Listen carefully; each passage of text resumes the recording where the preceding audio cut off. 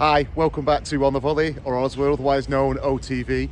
I'm up here in Villa Borghese with a beautiful panorama of Rome in the background. Just over my shoulder there, you can just see St. Peter's Basilica. But I'm not here to talk about Baroque churches or cathedrals. I'm here because yesterday was Derby Day, and City, like the ancient Romans, conquered all.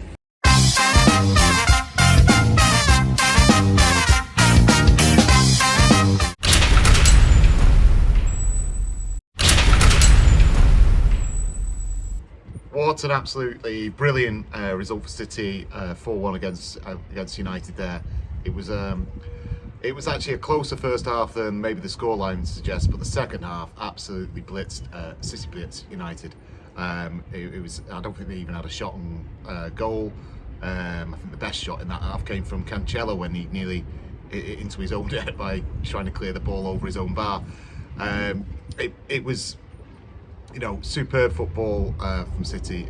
They didn't start their usual clean, precise passing self in the game. They were kind of a little bit, some of the balls were maybe a little bit too Hollywood, and maybe sometimes the pass just wasn't quite sharp enough.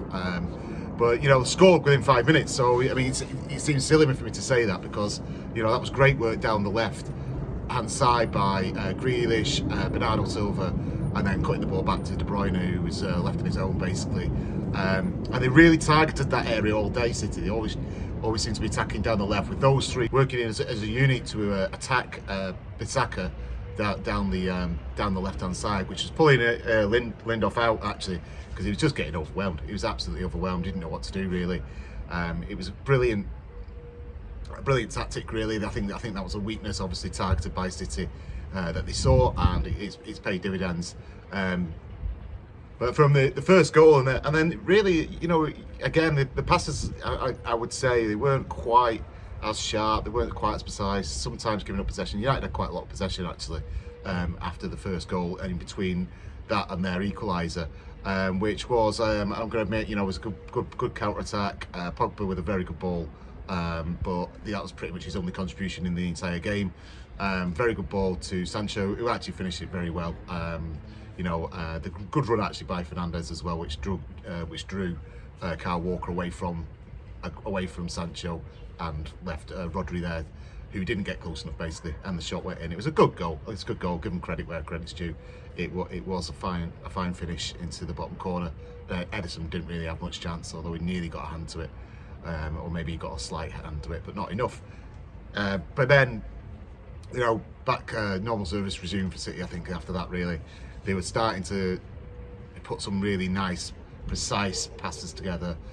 They were operating again down that left-hand side when the ball was flicked up in the air. Foden with an excellent touch to flick it over the head of the defender. Great control. He ran down his leg a little bit. Whether he meant that, well, you know, it'd be debatable, but he's a skillful enough player to do it. Didn't finish it though. Didn't finish it. Shot. Did get De Gea made a very good save.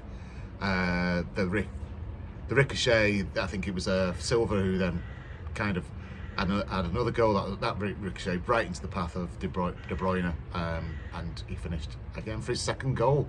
2-1 at half time. It was a close game at that point. I think everyone was a little bit nervous in City camp because it wasn't a done deal. We hadn't been completely dominant in the game at that point. United had a few little chances, but what a difference the second half. It was absolutely. In all honesty, I think United maybe have worn themselves out in the first half. They were chasing, they were pressing high, they were really causing City, you know, some problems in terms of getting the ball out of defence and having to pass around them.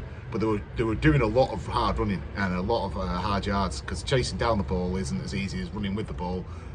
When you're attacking, chasing that ball, and a lot of the time useless chases really, because it just gets passed back to Ederson, who can deal with most things. It did give them quite a bit of possession in the first half, but the second half it just wasn't there. It just was not there at all, and it's been absolutely lambasted by the pundits, the United team, for not turning up for the second half, not running about. But you've got to look at some of the effort they put in that first half, because it was absolutely intense, the press, and maybe they just didn't have the fitness to carry that on in the second half. And given that, then City played exactly the right tactic, because they just played them enough, just played them in enough to just get them to do those extra yards, wore them out, and then the second half just took them to pieces. Literally did take them to pieces. It could have been miles more than 4. It easily could have done. Mahrez fluffed his lines, Gundogan fluffed his lines. There was probably two of the better chances that they should have maybe scored. But there were other opportunities as well, which were just maybe one pass missing or whatever. But it was an absolutely dominant performance, and brilliant performance in the second half from City. Put the doubters to bed. There have been a few doubters after the home defeat against Tottenham and the draw away at Southampton. I mean, you're going to get the odd 1 or 2 games like that, I guess. And I think it's really put those doubters to bed, and we can march on now to the next important game. The next game up is actually Sporting Lisbon. We're 5-0 up in that tie. I don't think that's going to be turned over at the Etihad. It would be amazing if it was. It would be absolutely amazing if it was. I wouldn't be too happy about it, but it would be an amazing result.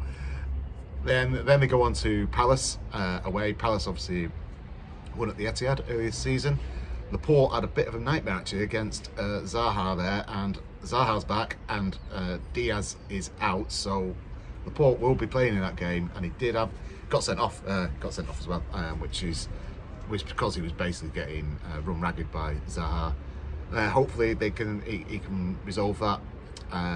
And then, coming up very shortly after that is the FA Cup game. That's actually on the Saturday. The Crystal Palace game is on the Monday. That's on the Saturday. Southampton, who've been going well this season, although they took a bit of a thumping at the weekend. Then Burnley away. Burnley are actually getting something together at the moment. They've had some results, but I still think City should win that, and that's in the Premier League. So 2 away fixtures in the Premier League, and then on to the big one really, which the one is everyone's waiting for, which is City versus Liverpool at the Etihad. And on that performance against Manchester United, you'd fancy City a little bit. Liverpool aren't actually in that great form, although they're winning a lot of games.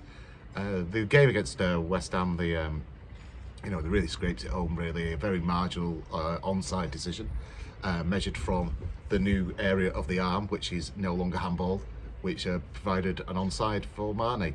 So yeah, I fancy it. Let's see where we are when we get there. Hopefully Diaz will be back for that game. He's still in the future, still a lot of football to be played between now and then. But yeah, absolutely excellent performance in the derby. Brilliant City, come on. And let's keep this going until the end of the season now. That's all I've got to say, because it's only about the reaction to the derby today. But yeah, absolutely fantastic. Buzzing off it. That's me, Matt, out.